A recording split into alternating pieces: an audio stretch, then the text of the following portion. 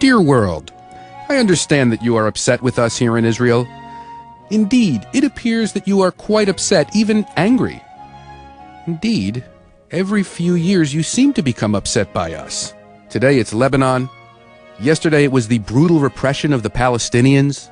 Before that it was the bombing of the nuclear reactor in Baghdad and the Yom Kippur War and the Sinai campaign. It appears that Jews who triumph and who, therefore, live, upset you most extraordinarily.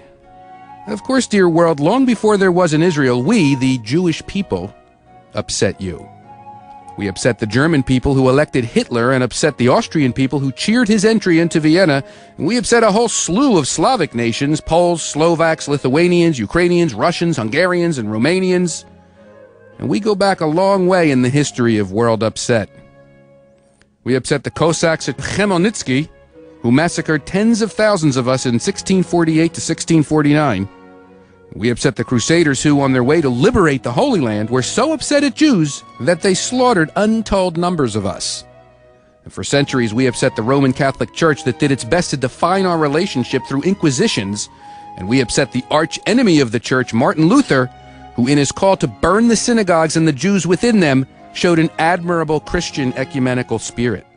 And it is because we became so upset over upsetting you, dear world, that we decided to leave you, in a manner of speaking, and establish a Jewish state. The reasoning was that living in close contact with you as resident strangers in the various countries that comprise you, we upset you, irritate you, and disturb you. What better notion, then, than to leave you, and thus to love you, and have you love us? And so we decided to come home to the same land we were driven out of 1900 years earlier by a Roman world that, apparently, we also upset. Alas, dear world, it appears that you are hard to please. Having left you and your pogroms and inquisitions and crusades and holocaust, having taken our leave of the general world to live alone in our own little state, we continue to upset you. You are upset that we repress the poor Palestinians. You are deeply angered over the fact that we do not give up the lands of 1967, which are clearly the obstacle to peace in the Middle East. Moscow is upset and Washington is upset, the radical Muslims are upset, and the gentle Egyptian moderates are upset. Well, dear world, consider the reaction of a normal Jew from Israel. In 1920, in 1921, and 1929, there were no territories of 1967 to impede peace between Jews and Arabs. Indeed, there was no Jewish state to upset anybody. Nevertheless, the same oppressed and repressed Palestinians slaughtered tens of Jews in Jerusalem, Jaffa, Safed, and Hebron. Indeed, 67 Jews were slaughtered one day in Hebron in 1929. Dear world, why did the Arabs, the Palestinians, massacre 67 Jews in one day in 1929? Could it have been their anger over Israeli aggression in 1967? And why were 510 Jewish men, women, and children slaughtered in Arab riots between 1936 and 1939? Was it because Arabs were upset over 1967? And when you, dear world, proposed a UN partition plan in 1947 that would have created a Palestinian state alongside a tiny Israel, and the Arabs cried no and went to war and killed 6,000 Jews, was that upset caused by the aggression of 1967?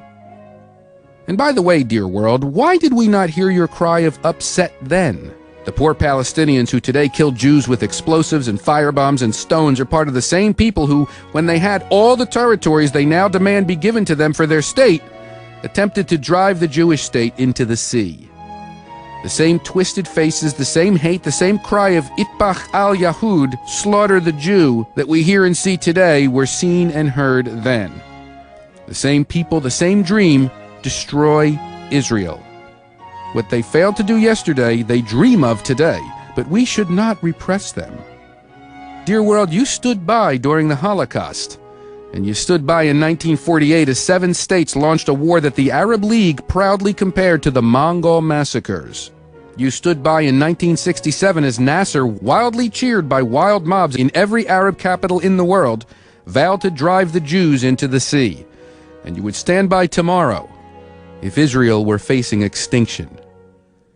And since we know that the Arabs dream daily of that extinction, we will do everything possible to remain alive in our own land If that bothers you, dear world, well, think of how many times in the past you bothered us. In any event, dear world, if you are bothered by us, here is one Jew in Israel who could not care less.